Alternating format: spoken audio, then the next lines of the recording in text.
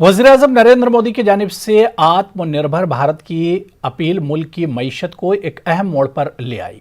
Network 18 की पहल और आईटीसी की तरफ से पेश करदा इस खुसूसी पेशकश स्वाभिमान भारत में हम आपके लिए मुल्क भर से ऐसी कहानियां लाते हैं जो खुद इन्हिसारी की बेहतरीन मिसाल हैं।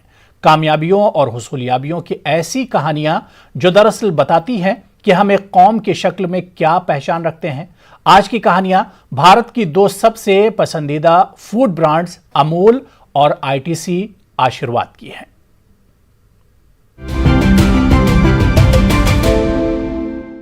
उन्नीस 1946 में गुजरात के छोटे से शहर आनंद में एक दूध उत्पाद सहकारी समिति के रूप में स्थापित अमूल आज भारत में दूध और दूध के बने उत्पादों का सबसे बड़ा उत्पादक है। इस ब्रांड के घरेलू स्तर पर शुरुआत हुई जिसे एक किसान ने शुरू किया।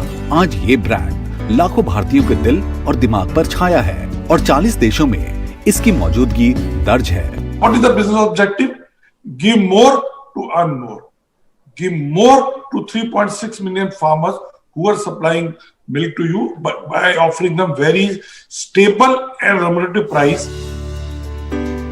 2002 में आईटीसी ने पैकेज्ड गेहूं का आटा आशीर्वाद लॉन्च किया था और वर्तमान में भारत के नंबर 1 आटा ब्रांड के रूप में जाना जा रहा है, जिस पर देश भर में 3.5 करोड़ से अधिक परिवारों का विश्वास है। साथ ही ये किसानों से सीधा गेहूं खरीदकर उन्हें सशक्त बना रहा है। ITC is the second largest buyer of wheat in the country, and we are able to give the right price for the right quality. We have set up centers where the farmers, we have created mandis where the farmers can come and actually deliver the product straight over there.